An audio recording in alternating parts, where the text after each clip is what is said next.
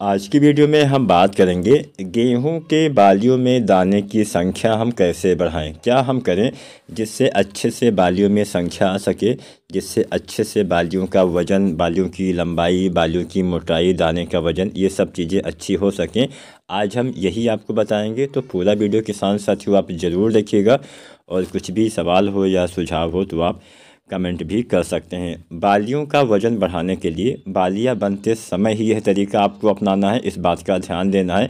और बालियों में दाने की संख्या बढ़ाने के लिए भी बालियाँ बनते समय ही सारी चीज़ें करनी है। अगर आपकी बालियाँ निकल आई हैं तो यह तरीका आपके लिए बेकार रहेगा। फिर भी आपको जानकारी इस वीडियो के माध्यम से मिल पाएगी कि हाँ, कैसे हम दाने की संख्या बढ़ा सकते हैं, कैसे बालियों की लंबाई मोटाई बढ़ा सकते हैं। तो आप पूरा वीडियो इस जानकारी के लिए भी देख सकते हैं। तो सबसे पहले जो किसान साथी की बालियाँ नहीं निकली हैं उनको एक काम करना है, जिंक और यूरिया का स्प्रे कर देना है। अब इससे फ़ायदा क्या मिलेगा? जिंक के इस्तेमाल से आपके पौधे में प्रकाश संश्लेषण प्रक्रिया काफ़ी बेस्ट होती है, बेहतर होती है, जिससे पौधे में भोजन का निर्माण काफ़ी तेज़ी से, काफ़ी ज़्यादा मात्रा में होता है। जब पौधे में भोजन अच्छे से बन पाएगा, जब फसल आपके अच्छे से भोजन का निर्माण कर पाएगी, तो पौधे में जब बालियाँ बनती हैं उस समय आपकी बालियों के अंदर दाने भी अच्छी संख्या में आएंगे, बालियों की साइज बाद में अच्छी आएगी। इसका इस्तेमाल बाली बनते समय, यानी गबोट अवस्था जिसको बोलते हैं, गोब की अवस्था, गाबे की अवस्था या गर्भावस्था, जिस भी नाम से आप जानते हो, उस अवस्था में ही आपको करना है। जिंक आप कोई भी ले सकते हैं। अगर आप 33% वाला जिंक सल्फेट लेते हैं तो लगभग 700 ग्राम मात्रा लेनी है। साथ में 1-2 किलो यूरिया लेना है।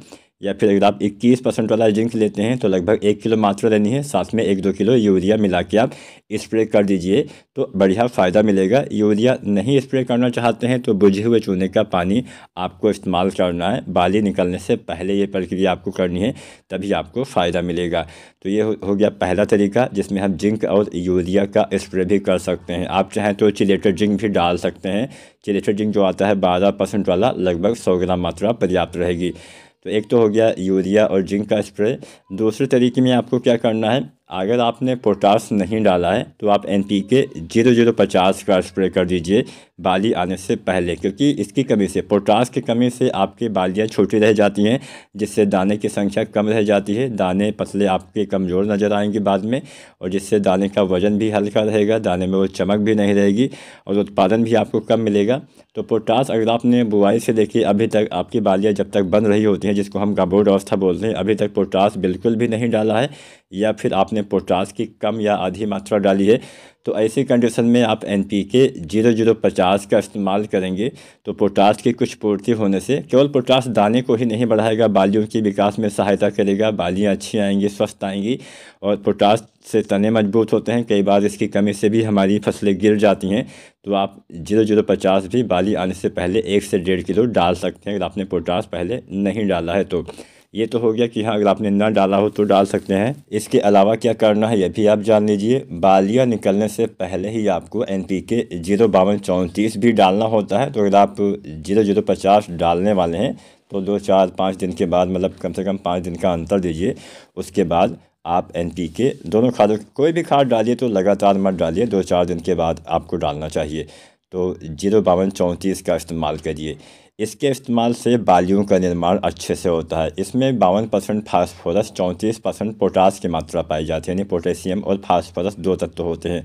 अब यहाँ पे जो फास्फोरस होता है ये आपके पौधे में ट्रांसपोर्ट का काम करता है, बाली तक भोजन पहुँचाने का काम करता है। जब फसल में बालियों तक भोजन सही से पहुँचेगा तो बालियों का निर्माण स्वाभाविक रूप से अच्छा ही होगा। तो फास्फोरस यहाँ पे ट्रांसपोर्ट का काम करेगा, जो पौधे भोजन बनाते हैं उसको दाने तक, बालियों तक भेजने का काम करता है, जिससे बालियों का विकास तेज़ी से, आसानी से हो पाता है। तो इसके साथ पोटास भी होता है। तो पोटास तो आपके पौधे में दाने के निर्माण में, बीज के निर्माण में, बालियों के निर्माण में, तने के मजबूती लाने में सहायता करता है, बीमारी से फसल को बचाता है, बहुत सारे कार्य करता है। तो 05234 1 किलो से लेकर 1.5 किलो बाली आने से पहले डालना है। इसके साथ आपको डालना चाहिए बोरोन। अब बोरोन काम क्या करेगा, जो आप, भले ही आपकी बालियाँ चाहे जितना अच्छी हों, अगर उसमें परागण नहीं हुआ तो आपके दाने ही उसमें नहीं, मतलब भर पाएंगे, खाली रह जाएंगे। तो बेहतर परागण के लिए आपको जो है बोरोन का इस्तेमाल करना होता है। बोरोन जो होता है 20% वाला, लगभग 100 ग्राम आपको डालना चाहिए। ये पराग नली के निर्माण में सहायता करता है और मेल फीमेल फ्लावर्स जो होते हैं यानी जो नर मादा फूल होते हैं उसके निर्माण में भी सहायता करता है। तो जब आप 0.34 डालते हैं तो उसी के साथ आपको बोरोन का भी इस्तेमाल करना होता है। ये 2 खादें बाली आने से पहले डालना होता है।